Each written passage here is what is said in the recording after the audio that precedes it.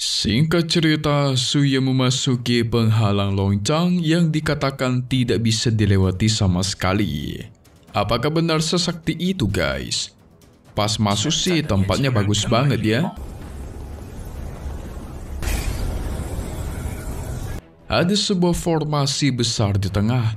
Ternyata yang di tengah itu sebagai tanda kelima level dari formasi loncang. Hanya dengan melewati semua level ini, barulah bisa mendapatkan kunci untuk membuka rahasia dari formasi loncang itu sendiri. Dan tentu mendapatkan potongannya, guys. Si Ting Feng saking gak sabarnya, dia langsung meluncur dan duduk di salah satu formasi. Ternyata dalam membuka formasi itu, membutuhkan 5 orang, guys. Nah, nanti kelima orang itu duduk berkeliling. Yang mau masuk bakal di tengah. Segera kelima orang pun duduk di setiap formasi.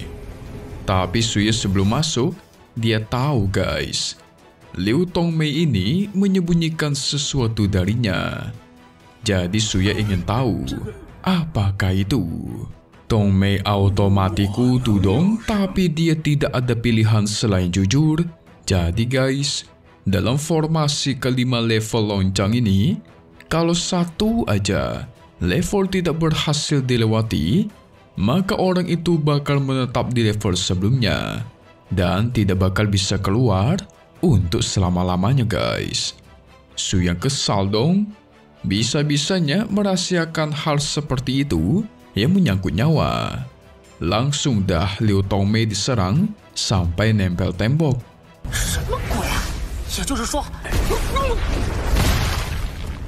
Suyang tahu kalau gurunya memang suka membuat rahasia dari setiap karya ciptaannya. Karena gurunya itu memiliki satu prinsip. Dia percaya murid sekte Tianlan yang selalu berlindung di bawah sayap leluhur, mereka tuh gak bakal bisa bertumbuh jadi orang hebat. Makanya dikasih ujian yang menyangkut nyawa seperti ini, guys. Suya memastikan kalau sampai berani mempermainkan dirinya, maka bakal dia bantai habis. Segera dia pun masuk ke dalam inti formasi buat melewati kelima level loncang. Tapi sebelum dia pergi, dia memastikan jangan pernah berani menyentuh para muridnya, atau bakal dia buat jadi abu, guys. Mantap. Setelah Suyang pergi, Liu Tongmei langsung merasa kalau Suyang ini sangat protektif orangnya, selalu melindungi muridnya, jauh lebih peduli kepada murid daripada guru besarnya sendiri.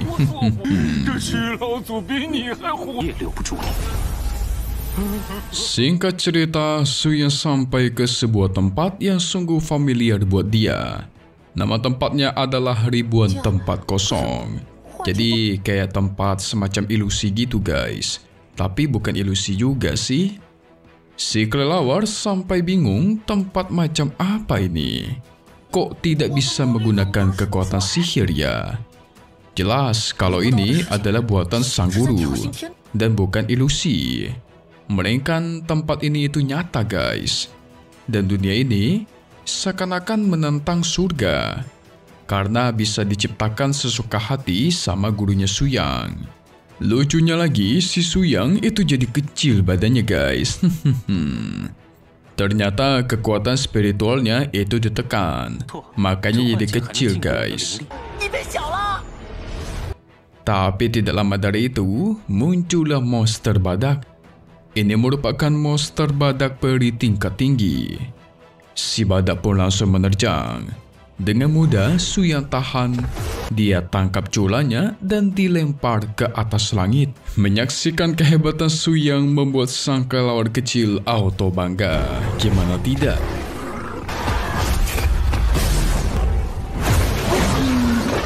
Tanpa kekuatan spiritual aja, Suyang udah sekuat ini. Bisa melempar monster peri di tingkat tinggi dengan sangat mudah. Ini gila bukan? Dulunya Suyang pengen diberikan naga kecil, guys. Tapi sang guru malah memberikan badak hijau yang tadi. Jadi sebenarnya badak yang tadi itu peliharaannya Suyang. Gak lama dari itu muncullah sosok gurunya Suyang. Tapi sang guru itu langsung ingin menjadikan Su Yang sebagai muridnya. Si Su Yang pun langsung memukulnya guys. Dipukul terus-menerus sampai tembus ke atas langit. Dipukul lagi sampai masuk ke bawah tanah.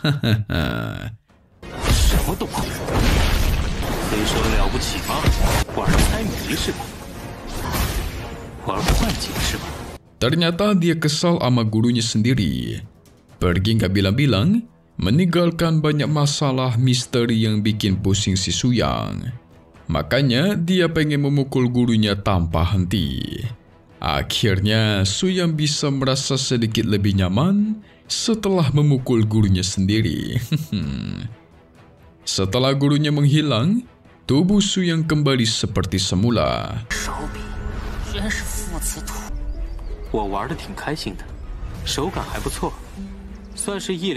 Oh, memang ngerti guys.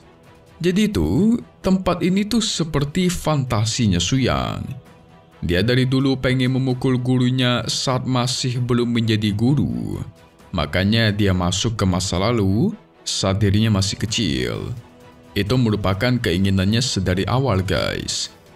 Mari kita sekarang masuk ke fantasinya Qingshu. Nah, ceritanya, si Qingshu lagi latihan dengan sangat hebat dan langsung dipuji-puji oleh guru Su Yang.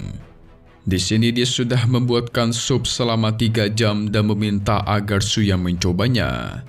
Su Yang pun langsung menghabisi 1 mangkok, seakan-akan itu enak sekali.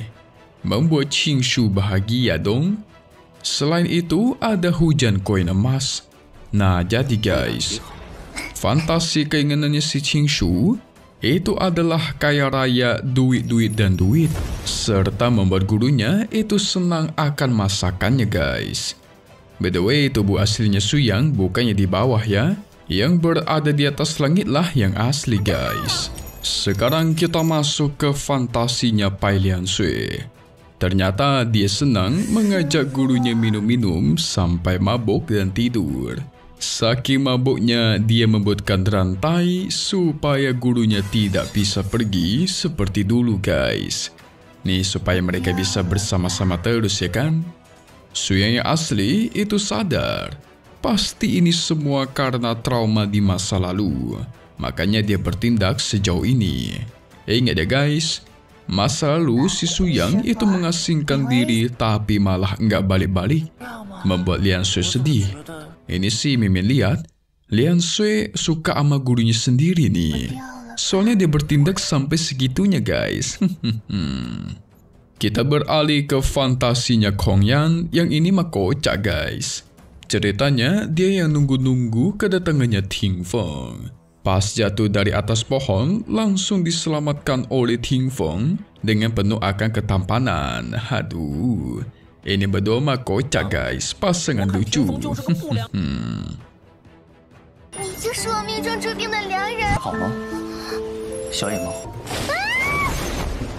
Sementara di luar, Liu Tongmei memperhatikan murid-muridnya Su Yang.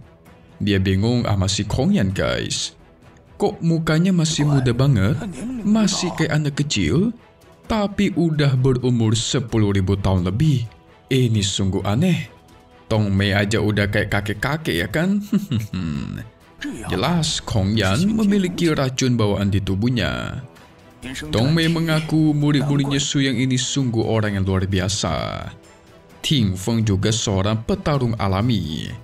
Tidak heran dia bisa direkrut langsung oleh Su Yang. Tapi lagi asik memperhatikan Kongyan, tiba-tiba si Kongyan itu mimpi buruk dan terbangun. Karena kaget, Tongmei langsung ditonjok di tempat. Ngakak abis. Ini kakek sial mulu ya. Disiksa sama muridnya, diserang sama Su Yang sampai muntah-muntah darah, sekarang ditonjok pula. Nggak ada tenang-tenangnya hidup dia guys. Kocak abis. Setelah mereka semua, kita bakal masuk ke mimpinya Ting Feng nih. Ceritanya dia lagi melawan murid terkuat Su Yang, yaitu Hui Xin. Ting Feng berhasil melancarkan serangan telak dan melumpuhkan si Hui Xin. Dari situlah Hui Xin memberikan hormat dan menyanjung kehebatan seorang Ting Feng. Ingat ya guys, Ting Feng ini paling suka dipuji kehebatannya, apalagi sama gurunya sendiri. Seneng banget dia pokoknya tuh. Jadi mimpinya pun soal pujian nih. Saking percaya diri kalau dia itu sudah jauh lebih kuat, dia pun mengajak gurunya untuk berduel. Lucunya lagi, Su Yang itu bersedia guys. Kalau sampai bisa mengalahkannya, dia bakal memberikan buku rahasia dari zaman kuno yang berisikan teknik-teknik legendaris. Su Yang yang asli mana mungkin kayak gini ya guys, bener gak? Segera pertarungan pun terjadi. Tapi pada akhirnya dia dipentalkan oleh Su Yang hanya dengan satu jari sampai ke atas langit.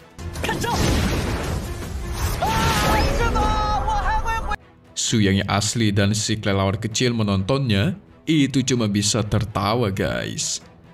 Sementara Liu Tongmei yang merasa kesakitan gara-gara kemarin habis dipukuli sama Kong Yan.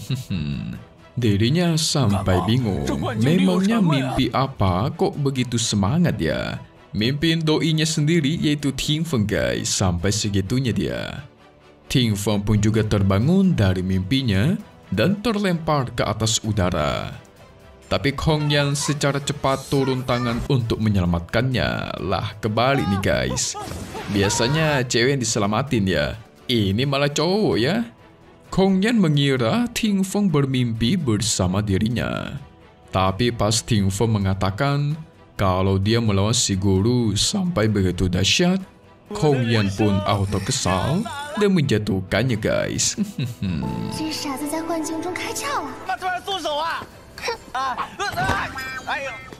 Namun tiba-tiba keanehan terjadi di mana si Huixin dirasuki oleh iblis di dalam mimpinya. Dia memancarkan energi iblis yang begitu mengerikan. Mari coba kita masuk ke mimpinya Huixin dan kita saksikan apa yang sedang terjadi. Dia memimpikan para anggota biksu yang sedang disandra oleh orang-orang dari ras iblis.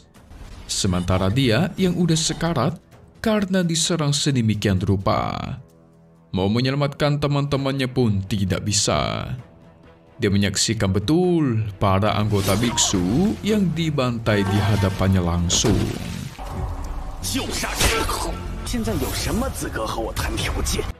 Huixin pun disuruh memilih guys, salah satu orang di sini untuk dihabisi dan sisanya bakal dibebaskan.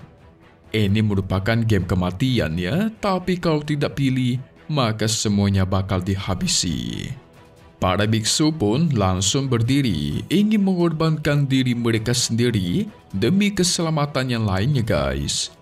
Dengan berani mereka menawarkan diri untuk dihabisi. Huixin sudah dipercayai oleh gurunya sendiri yaitu Biksu Huizi. Jadi jangan sampai mengecewakannya ya.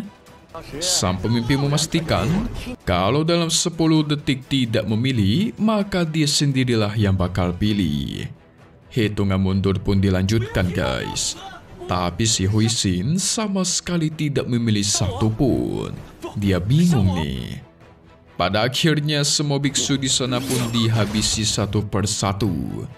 Tidak ada satu pun yang disisakan. Ya elah. Huixin yang berusaha menyelamatkan mereka semua, tapi itu semua sudah telat. Berakhir dirinya murka besar.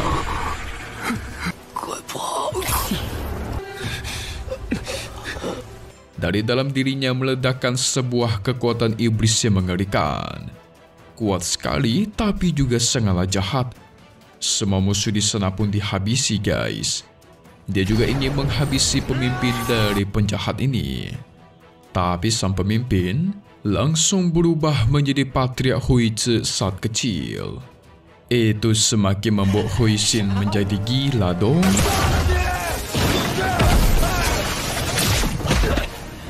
Huixin jadi berpikir kalau dialah yang menghabisi Patriark Huizi beserta biksu-biksu lainnya. Jadi rasa bersalahnya pun semakin besar guys. Waduh, udah kayak siksaan di neraka aja nih. Patriark Huizi versi iblis memastikan kalau Huixin ini juga merupakan iblis.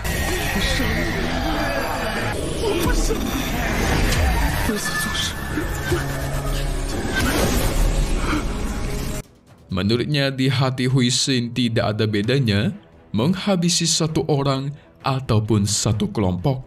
Lagi pula, Huixin sekarang memiliki kekuatan tidak terbatas.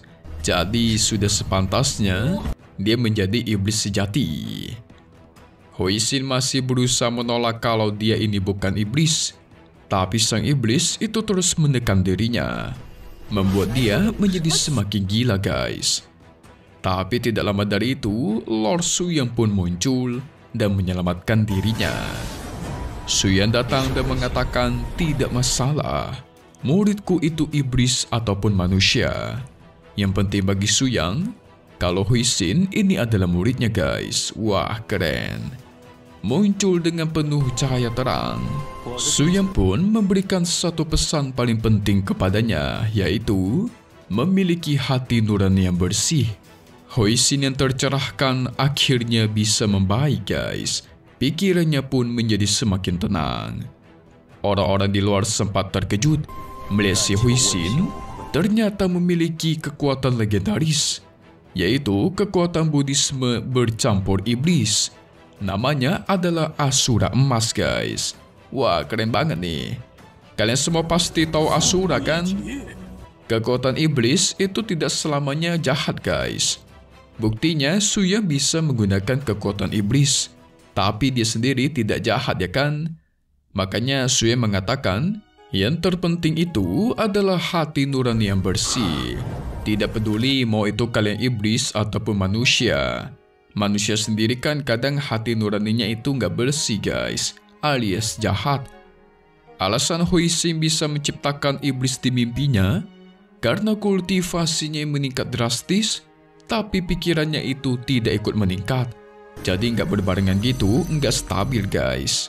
Percuma memiliki kekuatan yang tinggi kalau semisal pikiran kita tidak mampu. Si Suyang semakin penasaran nih. Apa tujuan gurunya memberikan formasi ilusi mimpi ini kepada mereka ya? Semakin dipikir, Suyang semakin yakin kalau formasi ini memang adalah buatan gurunya. Dan di satu sisi dia merasa senang guys. Mungkin gurunya berniat menunjukkan jati diri para muridnya sendiri, supaya Suyang bisa lebih mengenal para muridnya dan keseriusan mereka dalam mengikuti Suyang. Mungkin sih kayak gitu ya guys. Gimana menurut kalian? Apa tujuan gurunya membuatkan formasi lonceng ini untuk Suyang masuki? Di mana mereka bakal memasuki ilusi mimpi fantasi atas impian mereka sendiri. Dan Suyang bisa melihat prosesnya guys. Singkat cerita, mereka semua diteleportasikan ke tempat yang berbeda-beda dan sangat mengerikan tempatnya. Ini harusnya ujiannya level kedua ya guys. Si kelelawar kecil bingung kenapa dirinya diteleportasikan ke sini dan tidak berbarengan dengan Suyang. Tapi tiba-tiba dari belakang muncul seseorang yang mengagetkannya. Orang itu juga ikut kaget saat melihat si kelelawar kecil yang ternyata itu adalah Ting Feng guys. Sama-sama kaget tuh. Oh ya, by the way, nama si kelelawar kecil itu adalah Yaya ya guys. Artinya gagak-gagak. Tapi kok gagak ya, bukan kelelawar ya.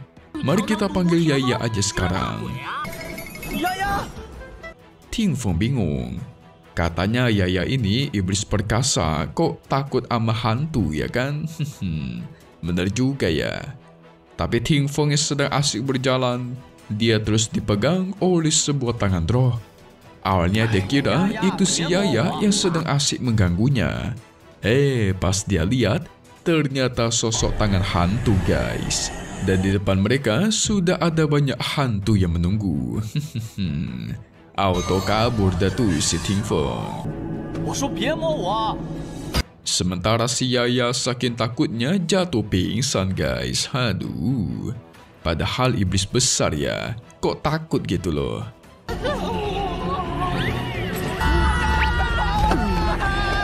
Ting Feng yang terus kabur, akhirnya dia berhenti.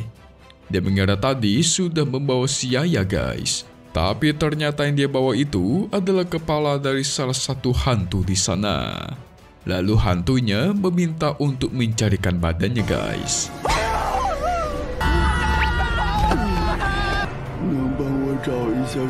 Ting Feng yang ketakutan pun auto ikut pingsan. Kok jadi horor banget ya, guys? Aduh, ini dua orang ketemu horor malah ngelawak pula. Sementara di sisi lain, Qing Shu sedang asik menghabisi sekumpulan laba-laba. Masalahnya, laba-laba ini datang terus nggak berhenti-henti. Seakan-akan jumlahnya itu tidak terbatas, guys.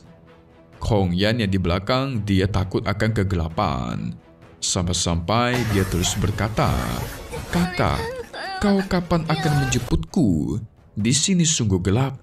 Aku selalu kesepian dan ketakutan." Qing Shu mencoba menyemangatinya dengan mengatakan kalau sampai Ting Feng tahu kau ini takut akan kegelapan, pasti dia nggak bakal mau bersamamu seumur hidup. Ya ada malah ditertawakan oleh si Ting Feng. Setelah mengingat Ting Feng dan mengira dia bakal ditertawakan olehnya, barulah Hong Yan jadi bersemangat, guys. Langsung menghabisi para laba-laba dengan mudah. Nah, gitu kan enak ya kan? Sebenarnya Qing Shu itu paling takut sama laba-laba. Tapi untung laba-laba tadi itu kecil-kecil semua, guys. Ya, jadi masih bisa dia tangani lah ya. Namun lagi asik ngomongin laba-laba kecil, muncul yang besar dong. Waduh, kalau ini sih wajib ditakuti nih.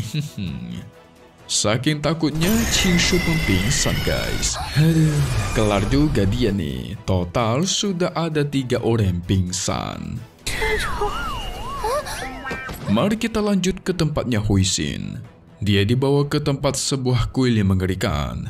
Tapi di dalam seakan-akan ada suara wanita yang terus mengatakan kesepian.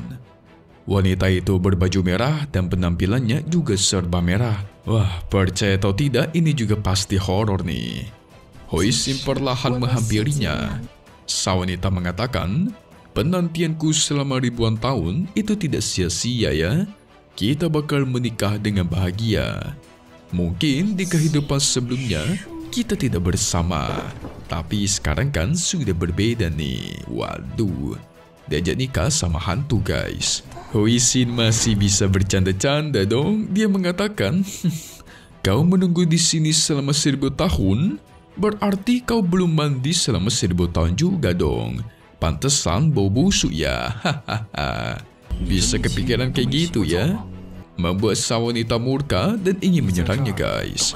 Tapi sayang, Huixin hanya butuh 1 tinju, langsung menanamkan kepalanya ke atas loteng. Sebelum pergi, Huixin ingin tahu cara mencari teman-temannya di tempat seperti ini, tapi sepertinya sudah telat, karena si wanita itu keburu pingsan. Kita berpindah kepada Lian Sui dan Suyang nih. Mereka berdua bersama-sama, tapi sedang menghadapi jalan buntu. Jadi, Suyang mencoba menggunakan kekuatannya, mencoba merasakan di sekitar. Tempat ini disebut juga sebagai istana bawah tanah. Gurunya meninggalkan banyak sekali hal yang bisa dimainkan, guys. Yang dimaksud itu adalah monster dan beberapa harta tuh. Istana ini mirip seperti labirin. Suyang tahu kalau Ting Feng dan lainnya sudah pasti terpisah. Soalnya labirin ini jalannya cukup rumit dan susah untuk mencari jalan keluar. Nah, jadi guys, benar kalau tebakan Miming kemarin. Kalau labirin ini dibentuk atau dibuat untuk menargetkan kelemahan setiap orang. Sebagai contoh, Ting Feng sama si Yaya itu takut sama hantu kan?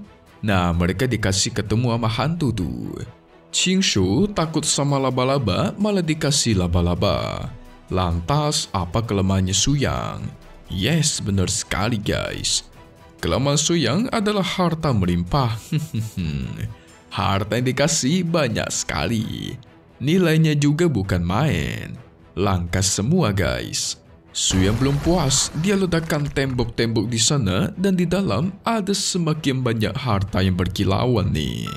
Aduh, sepertinya Lord Suyang kita benar-benar bisa dikalahkan ya guys. dikalahkan dengan harta. Buktinya ketika bertemu harta, langsung senang tanpa henti, lupa diri guys. Hai. Sementara di luar, Liu Tongmei mendapatkan laporan dari ketiga pemimpin faksi kalau mereka sedang diserang oleh musuh yang tidak diketahui. Musuh-musuhnya memiliki kekuatan iblis di tingkat tinggi. Bahkan para tetua tidak bisa melawannya guys. Waduh, padahal ketiga pemimpin faksi ini merupakan para praktisi dari alam atas yang dibuang ke dunia bawah, tapi masih tidak mampu guys. Tapi ini ada tapinya nih. Ternyata selama ini mereka bertiga menyembunyikan identitasnya dan menyamar guys. Jadi sebenarnya ketiga orang ini sengaja ingin memancing Liu Tongmei keluar dari sini, supaya mereka bisa menjebak Su Yang yang sedang berada di dalam formasi Longcang. Namun selama ini sebenarnya si Tongmei sudah tahu identitas mereka. Jadi dia tidak takut nih. Ketiga pemimpin faksi ini percaya walaupun kekuatan mereka belum mencapai puncak, tapi itu sudah cukup untuk menghabisi Liu Tongmei. Tongmei menyayangkan keberanian mereka guys, karena bukan dialah yang harus mereka lawan, melainkan leluhur dari Sekte Tianlan alias Lord Su Yang nih. Segera Tongmei membuka formasi Longcang dan menyerap kedua praktisi dari ketiganya. Sebelum yang ketiga terserap, dia sempat bertanya, "Apakah kalian tahu kenapa kalian bertiga masih bisa menjadi pemimpin dari ketiga aliansi dengan begitu tenang?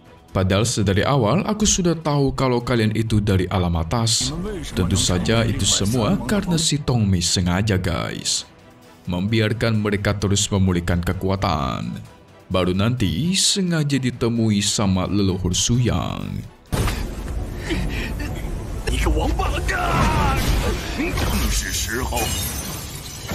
Buset, biar dihabisi sama Lord kita guys. Tapi tidak lama dari itu, datanglah si Lo Chun. Namun ternyata Lo Chun ini adalah gurunya Liu Tongmei guys. Dia mengatakan, "Dasar murid Tongmei, kau semakin hebat aja setelah memberontak melawanku ya." Wow, misteri baru nih guys, siapakah Lo Chun ini? Singkat cerita, Ting Feng dan Yaya akhirnya tersadar dari pingsan. Kemarin mereka pingsan gara-gara ngeliat hantu yang bejibun guys. Tapi Hui Xin di sana sambil memegang kepala dan tubuh si hantu. Ternyata dari tadi itu hantu sudah berada di samping mereka, membuat keduanya kembali terkejut ketakutan dan menabrak tembok. Mereka bahkan menyuruh Hui Xin membawa kabur jauh-jauh. Bagi Hui Xin, ini cumalah roh biasa yang tidak perlu ditakuti. Benar juga guys. Kalau hantu roh biasa yang nggak ganggu kan kenapa harus kita takuti ya kan? Ngomong mah gampang min, tapi pas ketemu malah ketar-ketir pula. Pada akhirnya si hantu dilempar sama Hui Xin. Tidak lama dari itu muncullah Kong yang bersama Qing Shu. Langsung dah di hadapan mereka, Ting Feng sok-sokan berani tuh. Katanya sih nggak ada yang dia takutin ya. Tapi ketika melihat kondisi Qing Shu yang seakan-akan sangat lemas, efeknya itu setelah melihat laba-laba raksasa, dia itu kesulitan berdiri guys. Buat kalian bertanya lantas kemanakah si laba raksasa, ya pasti sudah dikalahkan sama Kong Yan saat si Qing Shu pingsan kemarin. Namun sekian lama, mereka tidak melihat Lian Sui dan Su Yin sama sekali. Pasti keduanya juga ikut terjebak tuh. Ting Feng langsung merasa bersalah, menyalahkan dirinya sudah membuat gurunya kesulitan. Dia bakal berusaha keras mencari sang guru. Tapi tembok di sana itu keras bukan main. Diserang sekuat tenaga menggunakan harta tombak pun tidak berpengaruh sama sekali. Bahkan Hui Xin menyerang sekuat tenaga pun itu nggak berpengaruh guys. Wow. Lebih keras daripada besi berumur 10.000 tahun nih. Mereka jadi takut. Gurunya Su Yang yang terjebak dan kesulitan pasti berada di dalam kondisi yang krisis. Tapi kan Su Yang sangat kuat. Harusnya nggak ada apa-apanya di hadapan dia, ya kan? Mereka nggak tahu aja guys, kalau Lord Su Yang kita itu lagi asik mungut-mungutin harta tuh. Hai. Dan benar aja, di sisinya Su Yang dan Lian Sui, mereka sudah menyimpan semua harta yang ada di sana. Maka waktunya buat mereka keluar nih. Bagi Su Yang, mudah sekali untuk keluar dari labirin ini. Hanya saja cara yang digunakan akan menyia-nyiakan usaha gurunya guys. Kalian tebak, gimanakah cara yang dimaksud? Benar sekali. Kalau sama Su Yang kita, cuma butuh satu kata guys, yaitu hancur. Su Yang mengeluarkan kekuatannya, ingin menghancurkan seluruh labirin ini. Makanya tadi dia bilang bakal menyia-nyiakan usaha gurunya. Ya jelas guys, sulit sekali membuat labirin ini, tapi dihancurkan cuma butuh waktu singkat sama si Su Yang. Dan bener aja tuh, seluruh tempat diledakkan sama si Su Yang langsung jadi abu guys.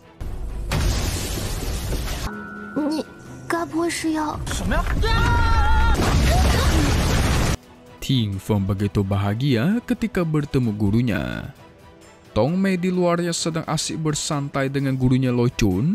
Dia sedih bukan main ketika melihat salah satu formasinya itu hancur. Padahal Tong Mei ikut bekerja keras dalam membantu pembuatan labirin bawah tanah ini.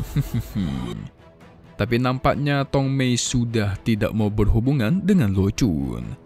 Dia mengatakan, "Aku sudah lama tidak menjadi muridmu." Dia tahu kalau Lo Chun muncul ketika Su Yang itu datang saja. Padahal selama ini, Lo Chun tidak pernah muncul hanya demi menyembuhkan diri. Lo Chun beralasan, kedatangannya ke sini hanya demi mengenang masa lalu. Yang ternyata guys, sebelum masuk ke Sekte Tianlan, Tong Mei adalah muridnya Lo Chun. Lo Chun merasa dia sudah berbeda setelah memasuki Sekte Tianlan. Memang pilihan terbaik sekarang adalah berada di sisinya Su Yang. Karena cuma Su Yang seorang lah yang bisa membawanya kembali guys. Nah mungkin maksudnya itu bisa membawa kembali Lo Chun ke alam atas. Harusnya sih kayak gitu ya guys. By the way, ini Lo Chun kuat banget nih. Lebih kuat daripada Tong Mei.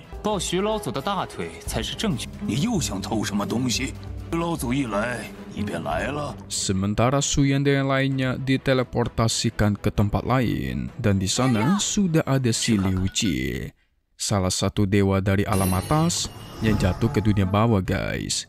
Kalau kayak lupa, kemarin dilempar sama Liu Tong Mei ke dalam. Wah ini mah pasti bakal bertarung nih. Di sana juga sudah disiapkan banyak sekali makanan yang begitu lezat. Ting Feng sudah tidak mampu bertahan. Langsung main ambil daging aja guys, mau dia makan.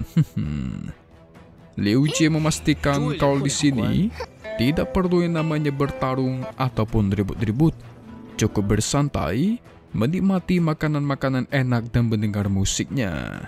Liu Jie pun mulai memainkan alat musik guys. Ting Feng beserta yang lainnya sedang asik makan. Dia tidak sadar kalau suara lagunya Liu Jie itu mengandung yang namanya kekuatan spiritual. Jadi suara musiknya seakan-akan kayak racun gitu guys. Secara perlahan masuk ke dalam tubuh musuhnya, menyerang dari dalam diri mereka. Pelan-pelan tapi pasti, itu bakal membuat mereka meninggoy dari dalam tubuh. Liu Jie sudah percaya diri bisa menghancurkan para petinggi dari Sekte Tianlan.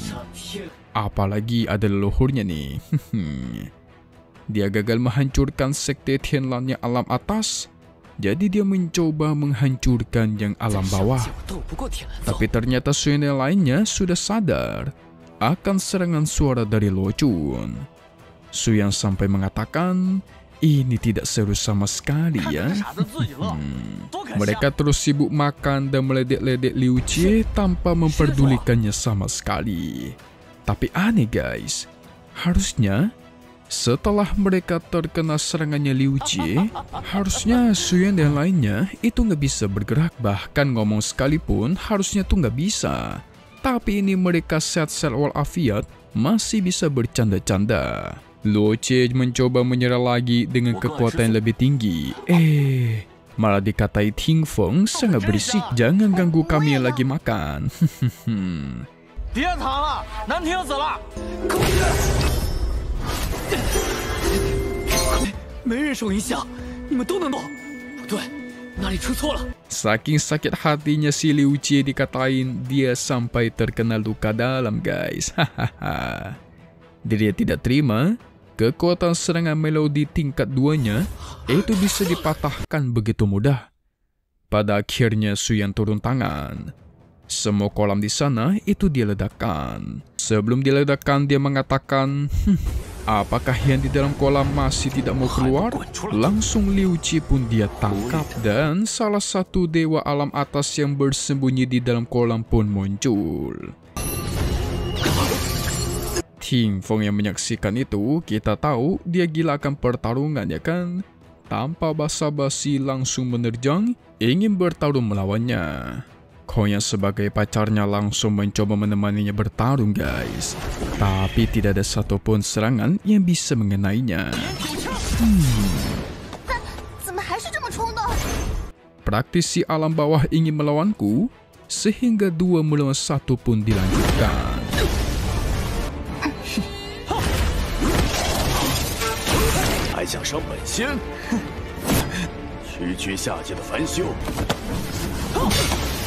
Sementara Suyang ingin tahu soal gurunya dari Liu Jie langsung. Dia juga sudah menebak kalau Liu Tongmei tadi sengaja membiarkan mereka berdua masuk supaya Suyang bisa interogasi mencari tahu fakta soal gurunya langsung. Benar juga ya, guys. Kemarin kan Tongmei pas masukin mereka itu ada mengatakan sengaja membiarkan ketiga alam atas ini masuk supaya bisa bertemu langsung dengan Suyang dan berbicara dengannya. Ini baru 2 ya, guys, masih ada 1 lagi nih. Sementara Ting Feng melanjutkan pertarungannya melawan si Li Tong, sang praktisi alam atas yang jatuh ke dunia bawah. Mereka sedasi bertarung, kita beralih kepada Suyang. Dia bertanya apa yang sudah dilakukan gurunya. Soalnya Suyang bingung nih, kenapa banyak sekali para peri bisa bergabung dengan para iblis hanya demi melawan sekte Tianlan. Liu Jie menertawakan Suyang, guys, yang tidak tahu apapun. Dia bahkan mengatakan, bukankah gurumu ini memotong jalan menuju ke dunia atas hanya demi dirimu? Tapi karena merasa Liu Jie tidak menjawab apa yang Suyang tanya, bahkan terkesan jawabannya tidak sopan, dia pun langsung dipukul sama Hui Xin sampai copot giginya, guys. Liu Jie masih bisa sombong. Dirinya yang seorang praktisi alam atas, ini mah masih bukan apa-apa baginya. Para murid Suyang pun mengancam, apa jangan-jangan harus dikasih menderita secara fisik dulu ya, baru mau menjawab jujur. Jadi maksudnya harus disiksa dulu ya, guys. Nah, Suyang mulai serius nih.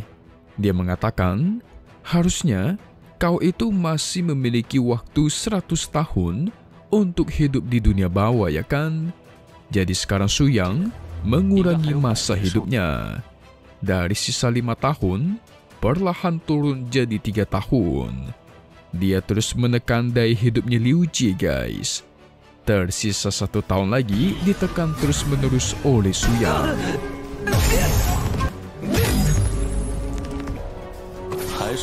Nah, kalau ini jauh lebih efektif daripada penyiksaan ya, guys. Ngurangin masa hidup membuat Liu Jie langsung menyerah dong. Dia bakal mengakui semua hal. Dirinya merasa semua orang dari sekte Tianlan itu gila. Tidak ada yang baik. Liu Jie pun menjelaskan kalau gurunya Suyang memiliki harta rahasia di dunia bawah. Setahu Liu Jie, gurunya mengambil harta itu sekitar ribuan tahun yang lalu. Nah, karena gurunya mengambil harta itu, para praktisi abadi atau peri abadi bersama para iblis itu marah besar, guys.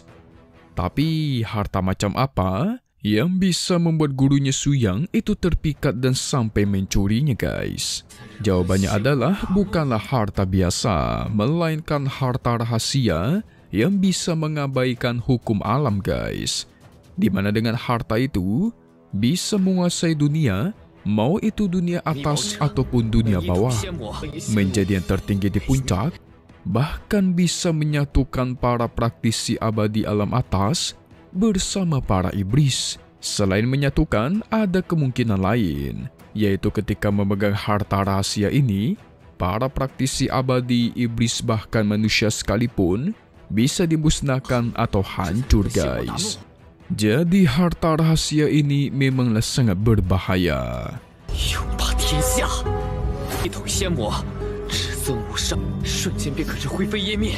Si peri abadi satu lagi alias Li Chong menyuruh Liu Jie untuk berhenti menceritakannya, karena itu sangat rahasia dan jangan diceritakan.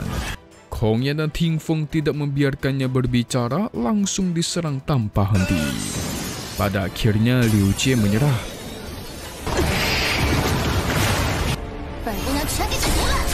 Dia sebagai peri abadi yang terhormat dari alam atas, tidak bisa terus dipaksa. Jadi ada lebih baiknya menghabisi dirinya saja. Su Yang masih penasaran kenapa gurunya harus menggunakan harta rahasia untuk menguasai dunia. Sementara Li Chong yang ingin kabur, guys. Dia beralasan karena dirinya masih terluka parah, jadi kesulitan melawan Ting Feng dan Kong Yan. Kalau tidak terluka, mungkin mereka berdua bakal dihabisi seperti semut. Namun ketika mau kabur, langsung Su Yang jatuhkan menggunakan satu jari, guys. Buset, OP sekali. Udah gitu, masuk ke dalam tanahnya, udah kayak bikin sumur, guys. Dalam banget.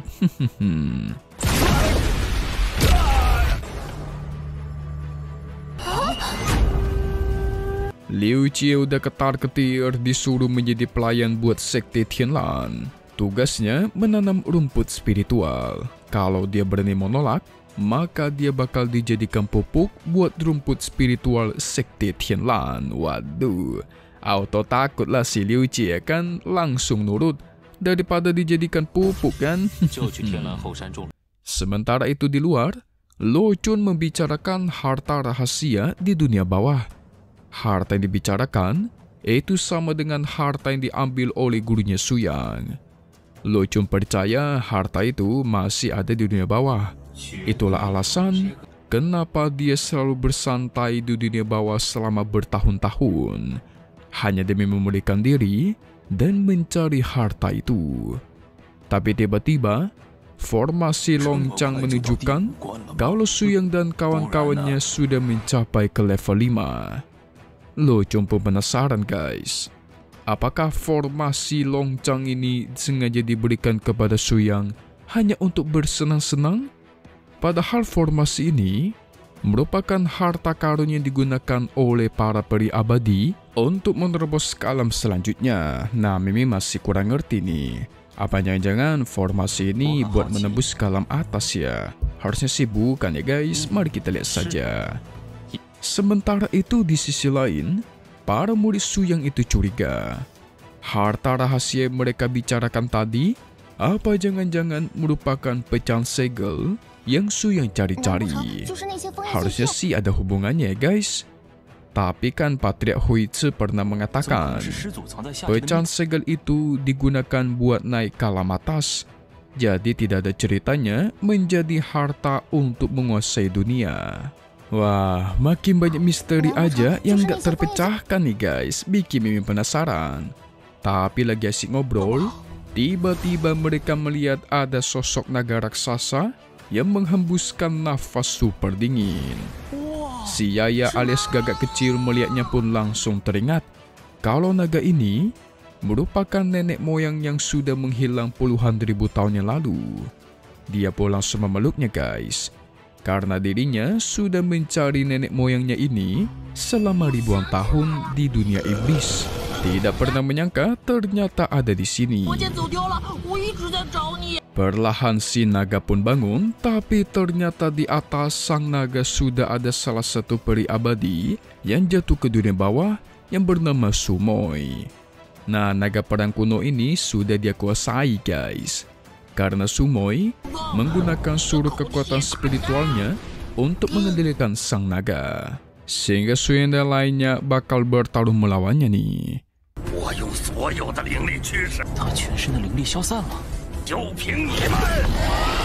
Ting Feng langsung meledeknya guys, sungguhlah lemah. Harus menggunakan bantuan kekuatan naga untuk bertarung. Kalau semisal pria mah turun ke bawah bertarung 1 lawan 1. Benar juga nih si Ting Feng ya. Sumoi tidak peduli, dia langsung bersiap melancarkan serangan naga perang kuno. Hui Sina ingin maju disuruh mundur oleh Suyang guys.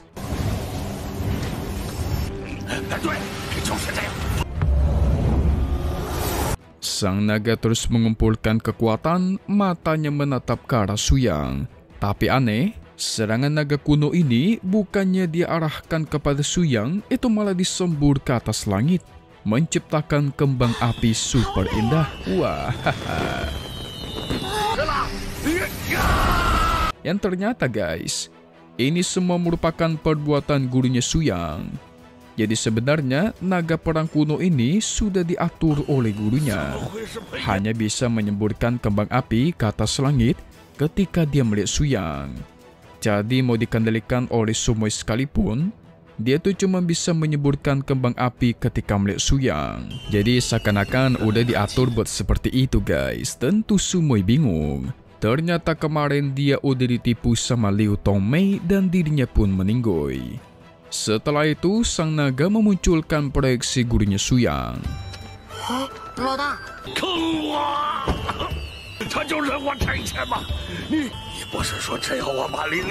Sang guru mengatakan saat Suyang kecil, dia tuh meminta naga sebagai hadiah kepada guru.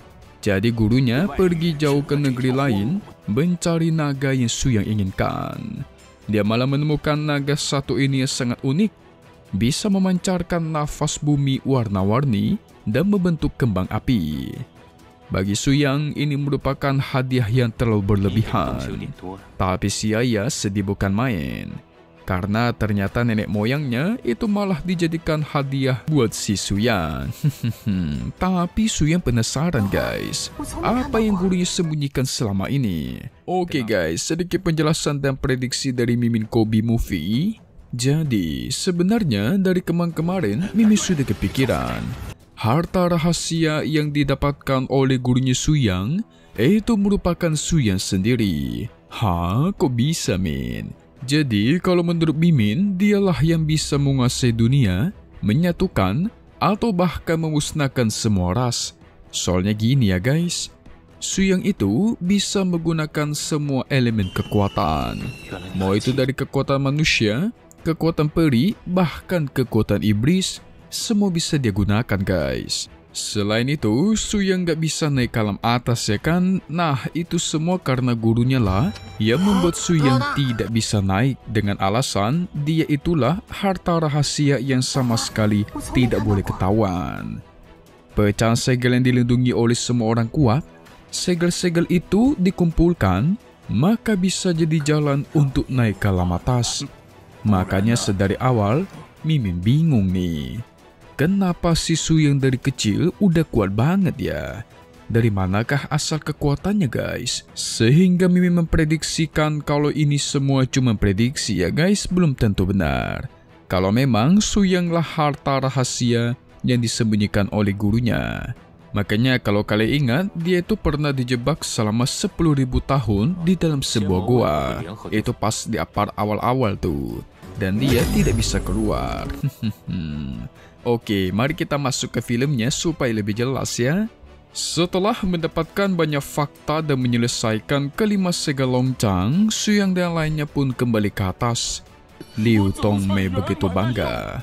Apa yang sudah dia ciptakan bersama gurunya ternyata sukses. Dan Suyang bisa keluar dari formasi loncang begitu cepat. Tetapi Suyang bisa tahu guys, kalau si Lo Xian itu sebelumnya ada datang kemari. Tong Mei penasaran, kenapa si Su Yang tidak bertanya-tanya ya soal hubungan dirinya dengan si Lo Xian. Tetapi Su Yang tidak membalas apapun. Namun dari tatapannya, Tong Mei sudah bisa mengetahui kalau sebenarnya Su Yang itu kesal. Tong Mei langsung berlutut mengaku tidak bersalah. Dia menjelaskan kalau Lo Xian si rubah tua dan Tong Mei itulah korbannya. Dirinya sampai membenturkan kepalanya hanya demi membuktikan kesetiaan dan kebenarannya kepada Su Yang. Tetapi Liang Xue tahu guys, hal semacam itu nggak bakal bisa menyakitinya. Karena kan Tong Mei ini seorang peri abadi kelas 7 yang sungguh kuat. Masa iya ya kan, benturin kepala doang bisa menyakitinya. Liang Xue menawarkan diri ingin membantu melukainya tanpa rasa sakit. Tentu ditolak oleh Tong Mei dong. Dia berusaha merayu leluhur Su Yang dan menjelaskan kalau dia tidak memiliki hubungan spesial sama si Lo Xian. Tetapi Su Yang tidak peduli.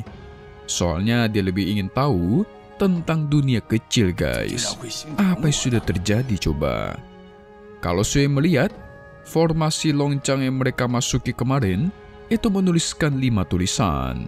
Dan setiap level itu ada penjelasannya guys. Nah, Mimin agak susah mengerti nih. Rumit sekali. Sebagai contoh, naga perang kuno kemarin yang menyemburkan kembang api, itu kan berasal dari alam atas. Tetapi kok ada di formasi loncang ya? Itu menandakan kalau dirinya sudah terjebak. Jadi level kelima ini sebenarnya memiliki maksud guys. Maksudnya adalah Su Yang dan lainnya itu semuanya sebenarnya terjebak di dunia kecil. Dan mengartikan ada orang di luar, langit di atasnya langit lagi, benar-benar di luar batas dari dunia mereka, ada dunia lain lagi guys. Yes, benar. 有界，天外有天。伯爷，连觉有些不明白。 幻为虚，迷为实。 Tong Mei menjelaskan kalau dunia mereka ini adalah dunia Hongmeng. Wow, kalau dunia Hongmeng otomatis bisa ketemu Dewa Pak Boy dong. Ketemu sama si Hongmeng Supreme. Hati-hati aja kalian ya. Dia sih kuat banget sih. Hai. Udah gitu Pak Boy pula. Canda guys. Gak bakal ketemu dong.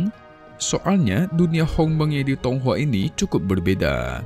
Nah, kalau dunia Hongmeng yang di sini itu diciptakan oleh guru tua mereka. Sekte Tianlan juga ciptaannya. Jadi merupakan ciptaan manusia ya. Tetapi aturan di dunia kecil itu berbeda dengan aturan di dunia Hongmeng. Singkatnya, dunia Hongmeng itu karena ciptaannya sang guru besar, jadi ada banyak kultivator, mau itu iblis ataupun manusia, semua orang itu bisa meningkatkan ranahnya guys. Berbeda dengan dunia kecil, kalau dunia kecil kan adalah ciptaan langit dan bumi, bukan cipta manusia. Nah, itu cocok dalam pengembangan kekuatan spiritual.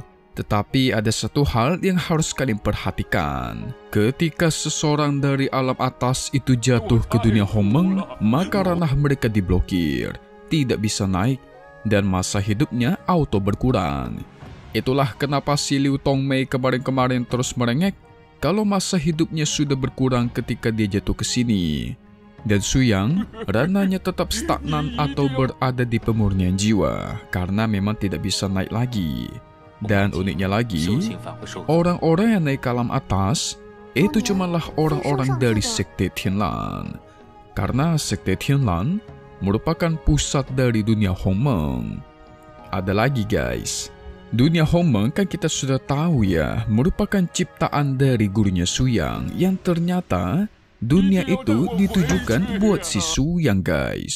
Tujuannya Su Yang bisa bermain sesuka hati di dunia ini. Wah gila, itu guru baik banget ya, ciptain dunia demi muridnya loh.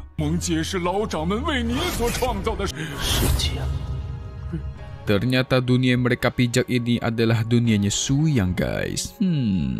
Sudah terungkap, sungguh fakta yang tidak terprediksi. Singkat cerita, Liang Xue dan Qing Shu melanjutkan perjalanan untuk mencari pecahan segel. Hanya dengan begitu, mereka bisa mengenal fakta lebih dalam soal dunia ini dan dunia atas. Sementara si Suyang bermain-main dengan naga pemberian gurunya. 大概要多玩一会儿吧。老祖带着老龙去哪儿了？ Singkat cerita, 3 hari sudah berlalu. Ting Feng sedang asik berduel melawan Hui Xin. Mereka bertarung dengan cukup serius. Tetapi semua serangan Ting Feng dengan mudah dihancurkan oleh Hui Xin. Bahkan si Hui Xin itu menang tanpa perlu menggerakkan kakinya, guys.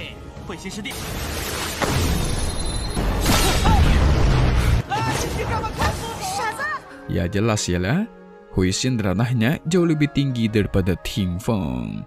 Tetapi Hui Xin bingung, guys. Kenapa Qing Shu dan Lian Sui saja yang kembali, kemanakah guru yang lainnya?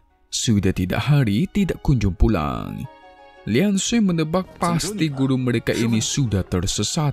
Jadi, dia ingin mengumpulkan semua orang di sekte Tianlan demi mencari sang guru. Waduh, ini leluhur kita buta map nih, guys.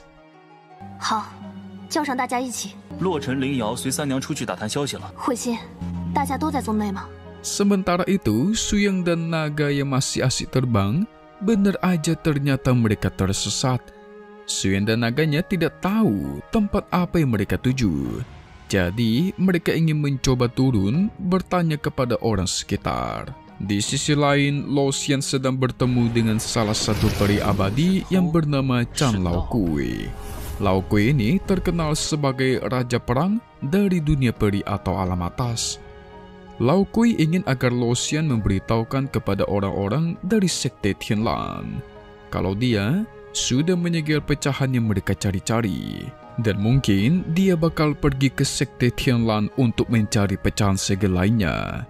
Lao Kui mengatakan, guys, kalau waktunya sudah tidak banyak lagi karena mereka sudah menunggu. Nah, sepertinya Lao Kui berencana ke sekte Tianlan untuk mengumpulkan semua pecahan segelnya, guys. Waduh. Tapi satu hal yang pasti, Lao Kui ini sangat kuat. Dia mengumpulkan banyak sekali peri abadi yang terbuang dari alam atas, mengumpulkan banyak sekali kekuatan. Mungkin bakal perang melawan sekte Tianlan nanti nih. 你现在的实力最多渡劫吧？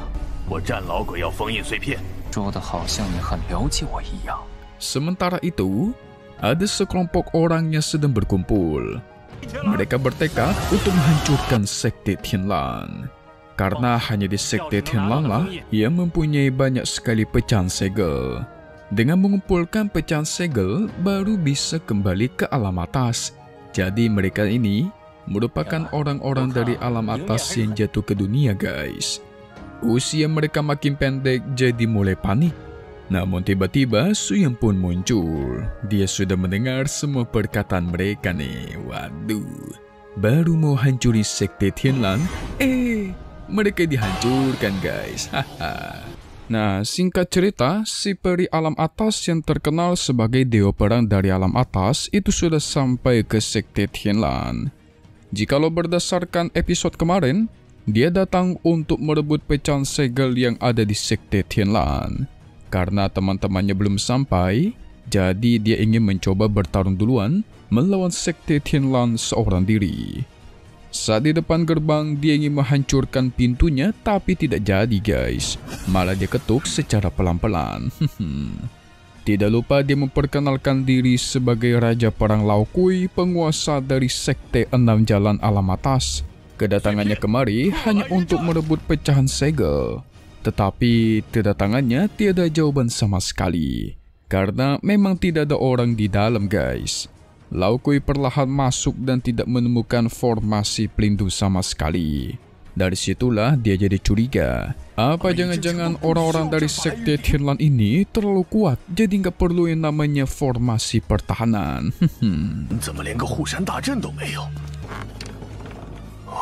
Bisa jadi juga ya. Tetapi saat dia melihat ada binatang suci, dirinya pun jadi batal menyerang, guys. Karena kedua binatang roh ini super langka dan sangat lucu bagi dia. Tetapi tiba-tiba si naga menerjang ke arah dirinya dan tuar.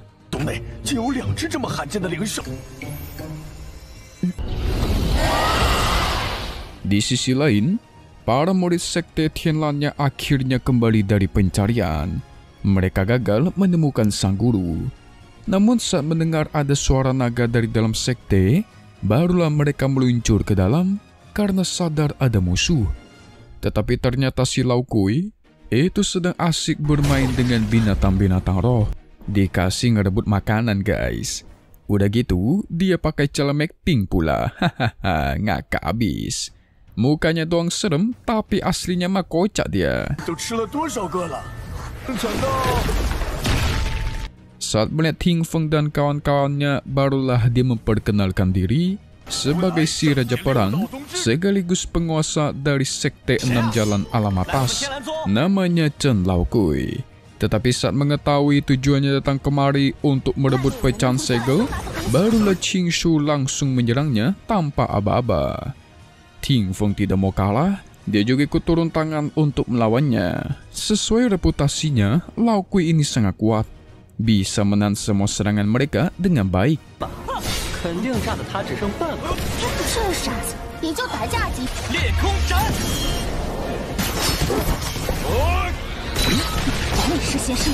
Ting Feng dan Qing Shu bekerja sama untuk melawannya. Dalam hal kekuatan, jelas Lao Kui jauh lebih kuat, sehingga tanpa basa-basi, keduanya pun langsung menerjang guys dan tuar, menyerang secara bersamaan. Para anak kecil terus menyemangati Ting Feng dan Qing Shu. Menerjang guys dan tuar, menyerang secara bersamaan. Para anak kecil terus menyemangati Ting Feng dan Qing Shu. Yaya bisa melihat kalau Lao Kui ini memiliki badan petarung yang tidak bisa dihancurkan.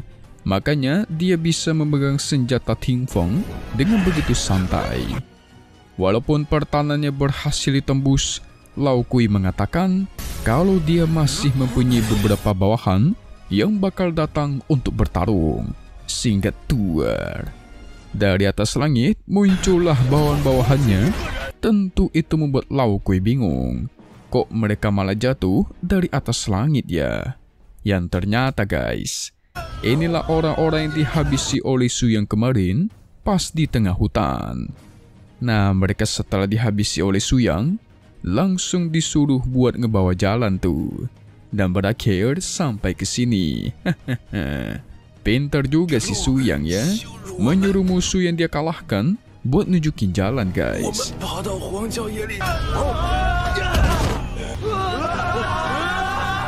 Dan bener aja, semua bawahan Su Yang langsung berlari ke tempat sang guru. Dan Su Yang pun sudah sampai.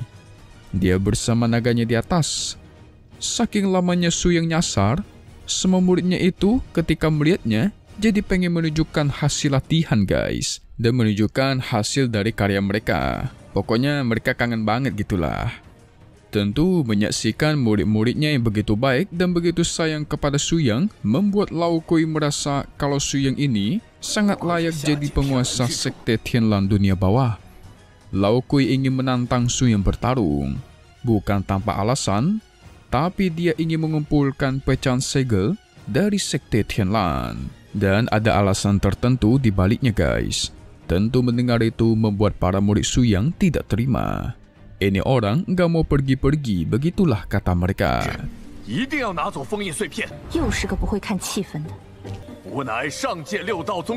Ting Feng langsung dengan sombong memastikan kalau dia bisa menghancurkan tubuh perang milik si Lao Kui cuma dengan satu pukulan. Jadi dia bakal turun tangan untuk melawan Lao Kui menggantikan sang guru. Tetapi Su Yang tahu guys, Ting Feng itu nggak bakal bisa memecahkannya. Jadi Su Yang memberikannya sebuah kekuatan, yaitu tubuh perang juga guys. Tentu membuat Lao Kui bingung. Harusnya tubuh perang itu kan bawaan ya. Ini kok bisa dikasih dalam hitungan detik doang? Nah, sekarang udah setara nih. Jadi waktunya untuk mereka bertarung. Benar aja kekuatan Ting Feng melonjak drastis. Bahkan satu pukulan membuat Lao Kui terhempas jauh guys. Dari situlah dia mengira kalau sekarang dirinya lah yang terkuat di sekte Tianlan. Waduh, lupa sama gurunya sendiri dia.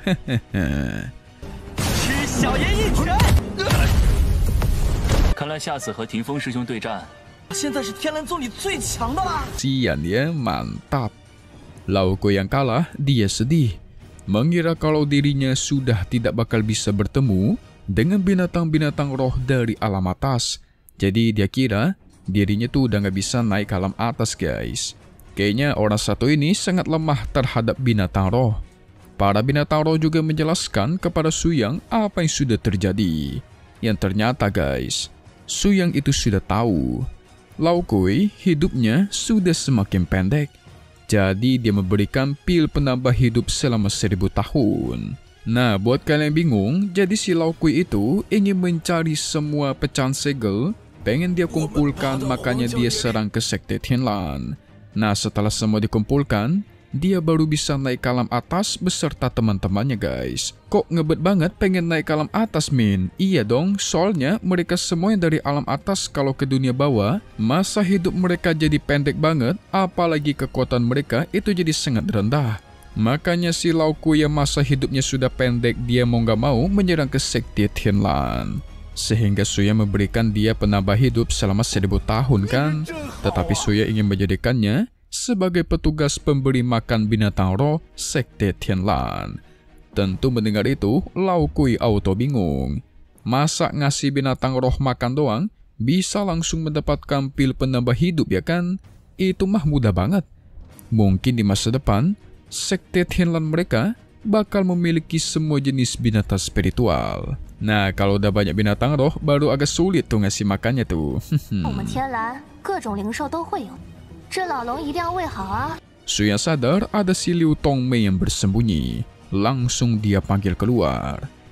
Ternyata naga kuno Su yang tunggangi ini matanya kurang bagus, tidak mengenali jalan. Gak heran lah, dirinya kan sudah lama tertinggal di alam nether.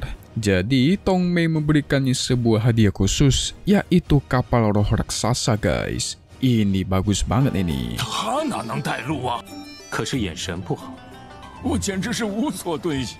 Suya langsung ingin mengecek dunia miliknya menggunakan kapal ini dengan mengelilingi dunianya. Waduh, sudah mengetahui kalau dunia ini punya dia, langsung mau dia kelilingi, guys. Tapi ada satu hal yang terus membuat Mimin terpikirkan. Jadi tuh Mimin kira ya, orang-orang yang jatuh dari alam atas itu emang disengaja, guys, buat menjadi mainannya Suyang di alam bawah, supaya si Suyang ada teman yang bisa digunakan untuk bertarung bersama. Mimin sih kiranya gitu ya. Kalian ngira gitu juga nggak? Suyang berfokus mengelilingi dunia, sementara kita berpindah dulu ke sebuah tempat yang tandus. Ada sekelompok orang yang sedang sibuk menarik kereta. Entah apa isi yang ada di dalam kereta itu, sungguh mencurigakan. Tapi tiba-tiba angin berhembus kencang membuat penutup kereta terbuka dan salah satu peti harta karun itu terjatuh. Yang ternyata isinya harta karun, guys. Tetapi harta-harta itu tidak boleh sampai ketahuan oleh para peri abadi. Kalau ketahuan pasti auto meninggal ini.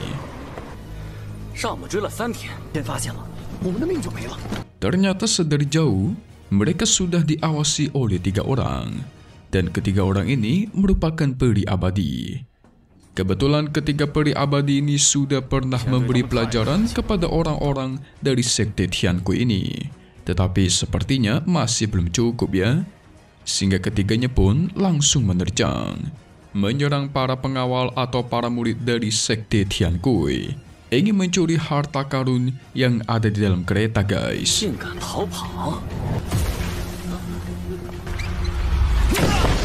Sungguh disayangkan para murid Tiankui yang melindungi kereta ini terlalu lemah. Mereka ditekan begitu mudah sampai tidak bisa memberikan perlawanan. Yang ternyata, guys, harta-harta di kereta ini ingin dibawa ke Sekte Tianlan. Jadi ceritanya Sekte Tiankui itu ingin meminta bantuan kepada Sekte Tianlan. Tujuannya meminta bantuan dalam menghancurkan kelompok peri abadi yang sungguh jahat. Tetapi sungguh disayangkan, mereka tidak bakal pernah sampai ke Sekte Tianlan nih. Waduh. Wait, nggak perlu sampai sih, karena langsung muncul kapal miliknya Suyang. Dia lewat begitu santai. Ketiga peri abadi bertanya siapakah pemilik dari kapal ini. Muncullah Ting Feng beserta kawan-kawannya dan langsung menjawab, "Yes, kami dari Sekte Tianlan." Nah, lu. Tianlan Zong. Jiayou, bao shang ming lai. Mendengar itu, para peri abadi langsung kabur, guys. Tentu tidak dibiarkan oleh Ting Feng. Langsung dihentikan menggunakan tombak. 想跑，小爷妤只是把枪。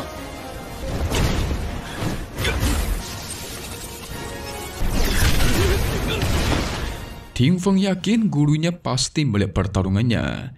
Jadi di sini dia harus tampil lebih keren nih. Ya elah. Ketiga peri abadi yakin mereka bisa mengalahkan Ting Feng yang baru berada di ranah Tongtian. Tetapi sayang, sekarang Ting Feng sudah bisa menggunakan kekuatan yang diberikan oleh Suyang, yaitu tubuh dewa perang. Wah, OP banget udah ini mah. 3 melawan 1. Dengan mudah Ting Feng menembus tubuh ketiganya dan langsung jadi debu, guys. Dan seperti biasa ya.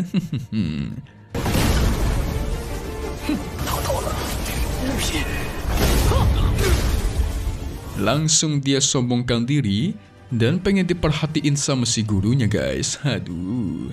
Mengira bakal dipuji, malah disuruh naik doang sama si Suyang. Ya, orang-orang dari Sekte Tiankui pun dibawa ke atas kapal. Mereka menjelaskan apa yang sudah terjadi. Membawa harta penuh di atas kereta hanya demi memohon kepada Patriark Suyang untuk menyelamatkan Sekte Tiankui-nya. Masalahnya, Sekte Tiankui sekarang itu dikuasai oleh para iblis dan para peri abadi yang jahat. Dan mereka setiap bulan selalu dipalak, guys. Lama-kelamaan sekte mereka bakal hancur oleh peri-peri abadi sialan ini. Harta-harta dikirimkan oleh Sekte Tiankui merupakan harta-harta yang langka. Bahkan ada tongku Xuan Yu tingkat 9. Wah, kalau kayak gini, Suyang auto ngiler nih.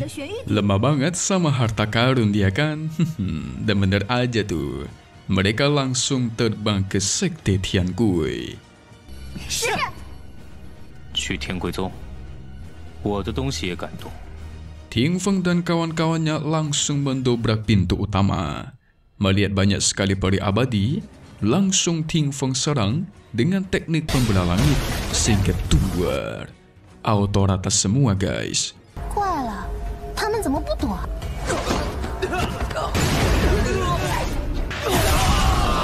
Tetapi aneh, kalian perhatikan, sebelum diserang oleh Ting Feng, para peri abadi ini itu cuma diam doang, guys. Tidak bergerak sama sekali. Seperti patung gitulah. Tentu Liang Sui curiga, dia langsung menggunakan kemampuan pendeteksi. Dan dia mendapatkan, sudah ada orang lain duluan yang beraksi. Menanamkan segel di tubuh para peri abadi ini supaya tidak bisa bergerak. Oh, pantesan. Tentu mereka penasaran siapakah orang yang melakukan hal itu. Yang ternyata, guys, itu semua adalah perbuatan Luoxian. Dia langsung diciduk oleh si Suyang yang lagi bersembunyi di atas kapalnya. Tidak ada yang bisa disembunyikan di hadapan Suyang ya. 上了我的船，还藏头缩尾。 Luoxian mengaku cuman ingin membantu meringankan bebannya Suyang. Oh, begitu ya. Langsung Suyang kasih misi khusus. Luoxian harus masuk ke Sekte Tiankui, menghabisi para iblis dan peri abadi yang jahat yang sudah menguasai tempat ini. Dan tentu, mereka harus dijadikan sebagai budaknya Sekte Tianlan selama 100.000 tahun. Kalau ada harta-harta bagus juga harus diberikan kepada Suyang nanti ya. Jadi ini adalah misi buat si Luoxian, menunjukkan ketulusannya meringankan beban Suyang nih. Wah, ini mah mudah sekali. Luoxian kuat banget, guys. Dia aja gurunya Liu Tongmei. Segera klonnya Luoxian pun dihancurkan oleh Suyang. Oh, yang ada di atas kapal tadi itu adalah klonnya Luoxian, bukan tubuh asli. Yang asli itu ada badannya, guys. Maksudnya yang ada di dalam rumah. 你就不能下手轻点吗？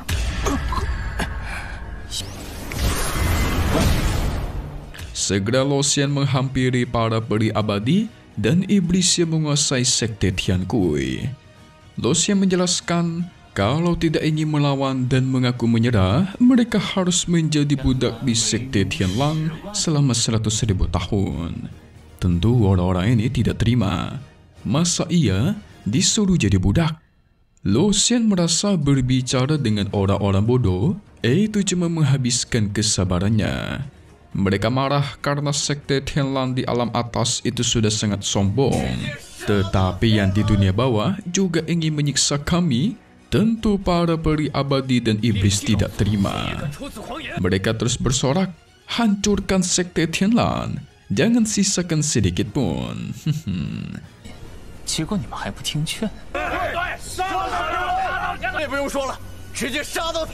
Kalau udah kayak gini, udah gak ada kata damai ya guys. Cuman ada kata pertarungan. Segera Lo Xian menghabisi si pemimpin dengan mudah. Para bawahannya tidak terima, itu langsung menyerang. Lo Xian cukup mengeluarkan teknik klonnya, menghabisi mereka semua.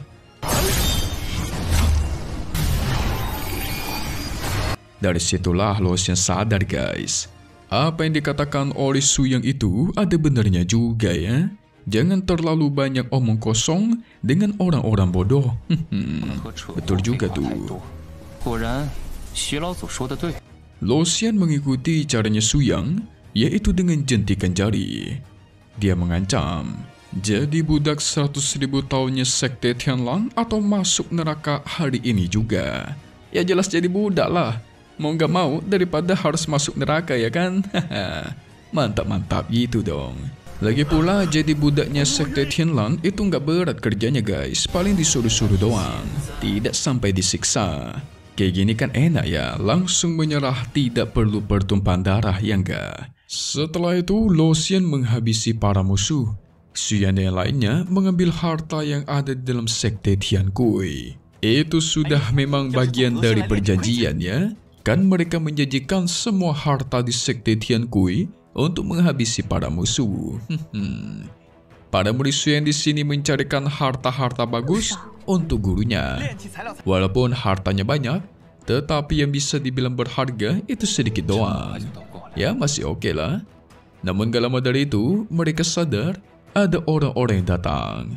Dan benar aja, di luar sudah ada pasukan besar-besaran yang dipimpin langsung oleh sosok iblis. Namanya adalah Meng Yi. Dia datang ke sini mencari sekte Tianlang. Tentu mereka tidak mengenali siapa orang ini. Tetapi Lo Xian cukup tahu kalau Meng Yi ini berasal dari dunia atas dan dia merupakan pemimpin dari iblis yang jatuh serta Great Desolate Immortal.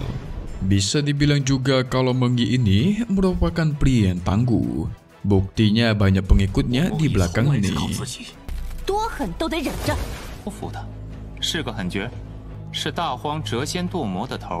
Meng Yi datang ke sini menyatakan perang besar-besaran karena Meng Yi pernah mendengar sekte Tianlang memiliki pil penambah umur. Tetapi Meng Yi mengajak mereka untuk taruhan. Wah, berani banget ngajak Su Yan taruhan nih. Ini mah kesalahan terbesar guys. Taruhannya adalah kalau Meng Yi kalah mereka bakal jadi budak selama 100.000 tahun. Tetapi kalau menang, maka diberikan pil penambah umur. Kalau yang namanya bertarung, Ting Feng tidak pernah mundur. Sehingga dialah yang maju duluan melawan para musuh.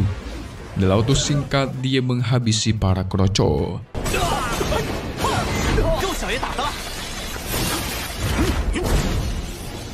Saking mudahnya dia menertawakan mereka semua yang terlalu lemah. Mending maju semua sekalian biar ku habisi. Meng Yi mendengarnya auto tidak terima. Dia pun maju bertarung melawan Meng Yi langsung. Su Yan dari dalam menonton dengan santai. Tetapi Lo Xian dalam hatinya mengatakan, Meng Yi, oh Meng Yi, aku harap nyawamu tidak cepat menghilang dari sini ya. Sehingga pertarungan pun terus terjadi. Ting Feng berhasil memukul mundur Meng Yi. Kedua pasukan lainnya ingin maju membantu tapi tidak bisa ngapa-ngapain. Si Kong yang tidak mau kalah itu langsung meracuni para musuh yang datang ke hadapan mereka. Racunnya terlalu kuat, langsung menumbangkan para musuh dalam waktu singkat. Ting Feng merasa bosan. Dia mengatakan, apakah para iblis yang jatuh dari alam atas cuman segini kekuatannya? Sombong juga nih bocah lama-lama ya. Tetapi Meng Yi masih tidak mau menyerah. Dia maju bertarung melawan si Ting Feng. Pada akhirnya senjata dia hancur dan dirinya berhasil ditundukkan. Para anak buahnya ingin turun tangan untuk membantu, tetapi Meng Yi tidak mau. Ini merupakan pertarungannya, pertarungan hidup dan meninggoy. Mereka tidak boleh ikut campur. Kong yang menyuruh agar Ting Feng secepatnya menyelesaikan pertarungan ini. Tetapi karena senjata Meng Yi sudah hancur, maka Ting Feng juga tidak menggunakan senjatanya lagi, bertarung dengan tangan kosong. Ting Feng ini sudah makin kuat ya guys. Apalagi setelah menerima tubuh dewa perang pemberian Su Yang. Makin OP dia.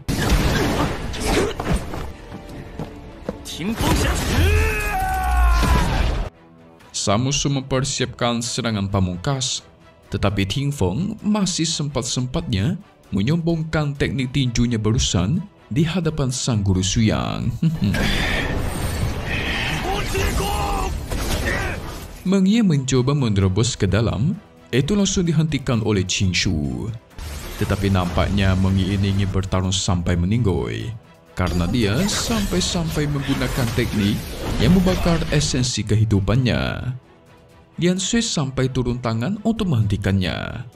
Meng Yi sadar, pasti Lian Xue lah murid terkuat di antara semua muridnya Su Yang. Tetapi tiba-tiba tuar. Meng Yi menghilang dari atas langit dan langsung berpindah ke belakangnya Su Yang. Dia mencoba menyerang Su Yang, tetapi serangannya itu langsung dihentikan. Yang ternyata, Lian Xue sudah menyadarinya duluan dan langsung berpindah untuk menghentikannya guys. Tetapi tindakan Meng Yi ini ternyata bukan buat menyerang Su Yang, di mana dia mengakui kekalahan dan bersedia menjadi budak untuk Sekte Tianlan. Dirinya bahkan memberikan token yang di dalamnya itu berisikan jiwa kehidupan semua makhluk abadi dan iblis yang mengikuti dirinya. Oh, berarti kalau token ini dihancurkan, mereka semua yang ada di luar itu auto meninggoy guys. Jadi si Meng Yi ini sangat jujur sampai menyerahkan hal seberharga ini dan mengakui kekalahan. Tetapi Lian Xue dan Qing Shu membalas, kami Sekte Tianlan tidak menerima para iblis yang masa hidupnya sudah mau berakhir. Masa iya masa hidupnya sudah pendek, tapi ngaku-ngaku pengen jadi budak selama 1.000 tahun ya kan? Pasti itu demi mencari keuntungan dari leluhur Su Yang-nya. Benar juga ya. Su Yang pun menarik Lo Xian ke hadapannya dengan cara yang sungguh parah. Dia bertanya kepada Lo Xian, apakah kau berpikir agar menukarkan nyawa pemimpinnya yaitu si Meng Yi supaya ratusan makhluk abadi dan iblis ini bisa menjadi budaknya Sekte Tianlan? Jadi gini guys, sedari awal Su Yang sudah tahu kalau Meng Yi ini nyawanya sudah tidak panjang lagi alias tinggal sebentar lagi.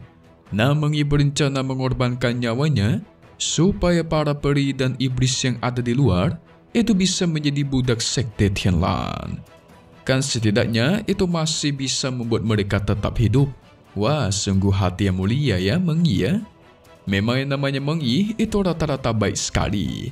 Contohnya istri Dewa Pak Bo itu. Tetapi tiba-tiba Meng Yi diberikan sebuah pil penambah umur oleh Su Yang. Awalnya Meng Yi mengira kalau mereka sudah diperbolehkan masuk ke Sekte Tianlan. Tetapi ternyata tidak, karena Su Yang ada rencana lain. Nah, Meng Yi pun keluar dan mengatakan kalau usaha mereka berhasil, mulai sekarang mereka semua bakal menjadi tentara dari Sekte Tianlan dan diberikan pil untuk memperpanjang hidup. Wih, keren juga ya. Ini lama-lama Sekte Tianlan bikin kota besar nih, mantap. Tetapi mereka ternyata ada syarat lain lagi. yaitu mereka semua harus memberikan Sekte Tianlan 100.000 batu spiritual setiap bulannya. Ini semua bakal ditebus saat mereka kembali ke alam atas. Jadi bisa dibilang, mereka tidak hanya menjadi budaknya Sekte Tianlan, tetapi juga harus memberikan 100.000 batu spiritual setiap bulannya guys. Sampai 100.000 tahun. Waduh. Tapi kalian jangan berpikir kalau keputusan ini buruk karena ada sisi baiknya. Selain karena mereka semua memang merupakan musuh dari Sekte Tianlan di alam atas, mereka ini juga sengaja disuruh membayar 100.000 spiritual supaya mereka tidak malas-malasan guys. Dan berbisnis mencari uang, membentuk pasar, membentuk kota yang bagus untuk mencari uang. Dengan begitu kan lebih baik ya daripada perang terus-terusan. Jadi dengan Suyang mematok harga 100 batu spiritual itu membuat mereka secara otomatis sibuk mencari uang daripada sibuk mencari musuh. Sementara itu Suyang memperingatkan kepada Luoxian kalau di hadapannya jangan berpura-pura bego kalau jadi orang. Langsung diperingati tuh. Suyang juga tahu pasti ada sesuatu hal yang mau diberikan kepadanya kan. Yang ternyata Luoxian ingin memberikan 3 pecahan segel kepada leluhur. Waduh, ini Suyang sudah ngumpulin berapa pecahan segel ya? Pasti udah banyak banget nih guys. Apakah sudah waktunya agar dia bisa naik ke alam atas? Dengan pecahan-pecahan segel sudah dikumpulkan?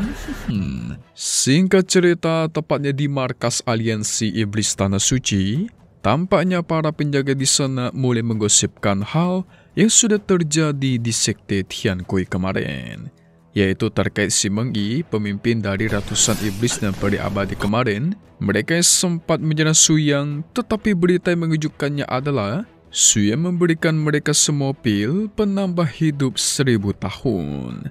Tentu mereka semua terkejut. Itu sungguh fantastis. Nambah hidup 1000 tahun mah udah luar biasa ya kan?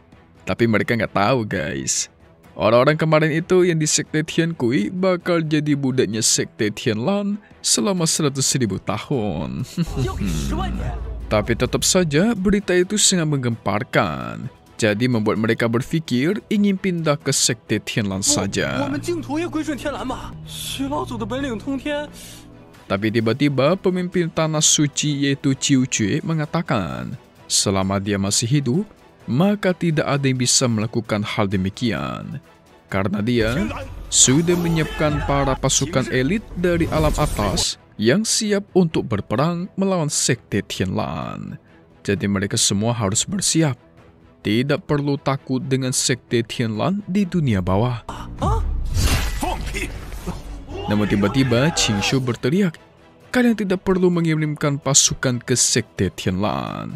Itu sempat tidak terdengar oleh para pasukan musuh. Hanya Qiu Jue saja yang mendengarnya. Tapi dia penasaran dari manakah asal suara itu.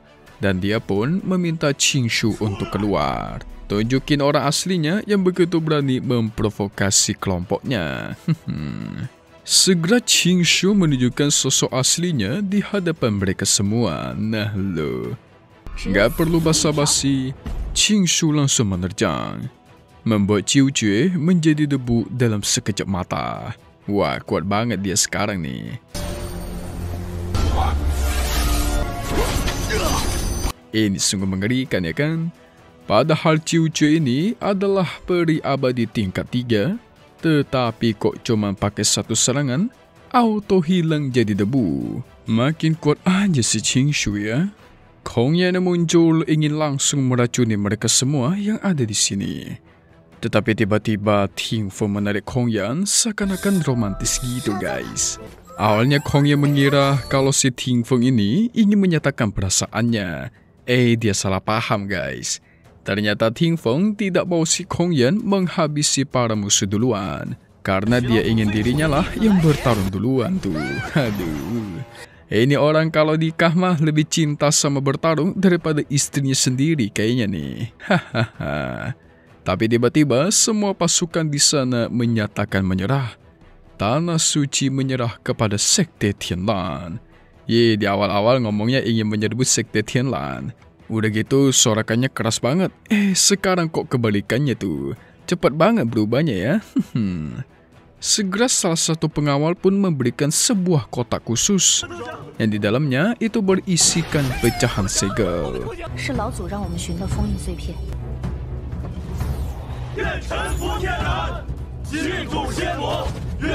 Mantap, dapat satu lagi ya. Di sisi lain, tepatnya di Bukit Iblis, di sana ada seorang iblis jatuh yang bernama Feng Yuan. Dia menangkap seorang pemimpin sekte kecil namanya adalah Ti Chiu. Jadi dia sengaja menangkap Ti Chiu, mengancamnya bakal menghabisi, bahkan menyiksa dirinya dulu. Bukan cuma dia doang, istri dan anaknya juga bakal dia siksa sampai meninggoy. Tujuan Feng Yuan itu cuma satu, yaitu ingin mengetahui lokasi pecahan segel yang dia cari-cari. Dan Feng Yuan memberikan waktu selama 10 hari agar dia membuka mulut. Tetapi tiba-tiba dia merubah plannya atau rencananya. Dia pun memerintahkan para anak buahnya agar segera membawakan semua tawanan yang sudah mereka tangkap. Karena Feng Yuan ingin melakukan penyiksaan kepada istri dan anaknya Ti Chiu sekarang juga. Tentu membuat Ti Chiu murka. Orang-orang seperti Feng Yuan ini itu cuma berani menggertak yang lemah. 跟现在一样有勇气，被千刀万剐的场面，我早晚要将你们撕成碎片。 Tetapi aneh, kenapa anak buahnya Feng Yuan tidak kunjung muncul ya? Malah hanya ada balasan kalau para anak buahnya Feng Yuan itu sudah pulang untuk makan. Yang ternyata yang membalasnya itu adalah si Lo Xian. Feng Yuan terkejut. Selama di alam atas, Feng Yuan mengetahui Lo Xian itu adalah seorang penipu. Tetapi Feng Yuan sangat yakin Lo Xian gak bakal bisa melawan anak buahnya, yang dimana ada total 10 penjaga di tingkat 5 peri abadi. Sekuat itu, mana mungkin Lo Xian bisa lawan ya kan? Tetapi Lo Xian langsung menunjukkan tubuh-tubuh ke 10 penjaga yang sudah dia kalahkan. Apa?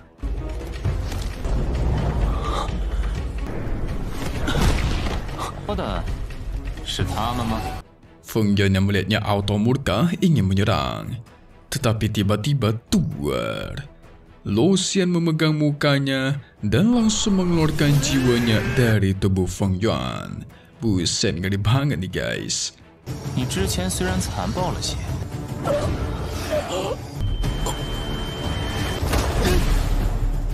Lo Xian memastikan dia selama ini cuma terus berbohong dan menipu orang. Tidak pernah menunjukkan kekuatan aslinya. Tetapi sekarang, Lo Xian mulai menunjukkan kekuatannya guys. Sehingga selama ini sebenarnya Feng Yuan sudah tertipu. Mengira kalau Lo Xian ini sangatlah lemah. Dan gak perlu basa-basi lagi, tuar. Jiwa Feng Yuan pun dihancurkan. Tentu setelah Feng Yuan dikalahkan, Ti Chiu auto bebas. Dia langsung mengucapkan terima kasih kepada Lo Xian sebanyak-banyaknya. Ti Chiu mewakili seluruh anggota klan. Tetapi Lo Xian memastikan kedatangannya ke sini itu atas perintahnya leluhur Suyang. Jadi harusnya berterima kasihlah kepada Suyang. Tetap saja, mulai hari ini Ti Chiu memutuskan mereka semua beserta anggota sektenya bersedia untuk dikirimkan ke sekte Tianlang, membayar jasa ini 100 kali lipat. Sungguh hasil yang luar biasa ya. Tapi melihat ini, Mimin jadi kepikiran nih. Semakin banyak orang yang ingin masuk ke sekte Tianlang. Mungkin yang jumlahnya banyak ini bisa dijadikan sebagai tentara perang buat sekte Tianlang ya guys. Tapi buat apa ya guys? Suyang sendiri aja udah cukup melawan semua orang yang ada di dunia ini. Karena kan dunia ini ciptaan gurunya buat dia main-main ya kan? Di sisi lain, Ting Feng kembali dengan begitu sombong, mengatakan dia sudah membawa pecahan segel untuk sang guru. Begitu juga dengan Lo Xian, sudah membawakan satu pecahan segel dari Bukit Iblis. Ini mengartikan tersisa satu pecahan lagi, agar semuanya sempurna guys. Tetapi tiba-tiba Suyang merasakan ada hal yang aneh. Dia langsung melempar si Yaya dengan kecepatan tinggi. Bukan tanpa alasan, ternyata dia ingin menunggangi Yaya dengan kecepatan tinggi pergi ke lautan tak berujung. 好嘞，老大。师傅，你去哪儿啊？ Di sisi lain, tepatnya di lautan tak berujung, Sanyang beserta yang lainnya itu sedang kesulitan. Mereka terus dikejar oleh monster super kuat yang susah untuk dikalahkan. Oh, pantas Suyang terbang dengan kecepatan tinggi, ternyata dia mau ke sini guys. Karena dia bisa merasakan Sanyang dan lainnya itu sedang dalam keadaan darurat. Pada akhirnya mereka pun terhimpit. Tidak ada satupun serangan mereka yang bisa menembus tubuh dari monster-monster ini yang kerasnya bukan main. Tidak ada pilihan, Sanyang menggunakan harta pemberian leluhur Suyang untuk berlindung. Tetapi sayang mereka tidak bisa bertahan lama. Karena para monster ini terlalu kuat guys. Dan benar aja tuar. Hancurlah pelindung mereka. Saat mereka bertiga ingin dihabisi, tiba-tiba muncul sebuah cahaya kecil berwarna kuning yang menembus kepala para monster itu. Dan yes, kalian semua pasti sudah tahu kan? Ulah siapa ini? Benar sekali. Itu adalah Dewa Suyang guys.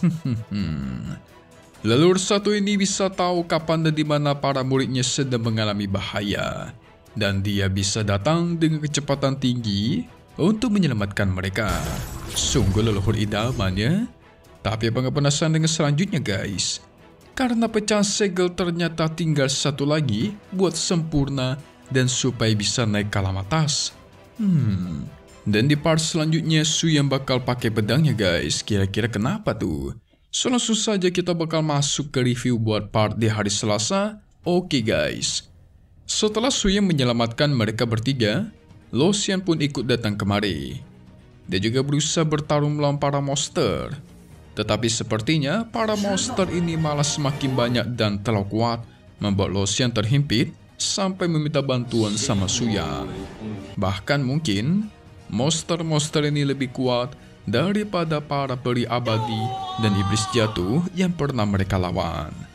Sehingga Suyang tidak ada pilihan, dia menggunakan pedang langitnya untuk menghabisi mereka semua. Wow, ini bakal keren nih. Setelah puluhan episode, akhirnya bisa melihat Suyang menggunakan pedangnya lagi guys. Mantap. So kita tunggu lagi buat part 69 ya guys. Lian Shishuanian di hari biasa, hari Selasa. Tetapi satu hal yang pasti, cuma di sini ya. Thank you buat kalian semua yang nonton dan selalu support channel Mimin. Semoga kalian semua sehat selalu. Memang pamit undur diri dulu. Kita bakal ketemu lagi di video-video selanjutnya. Oke kalau gitu. See you guys.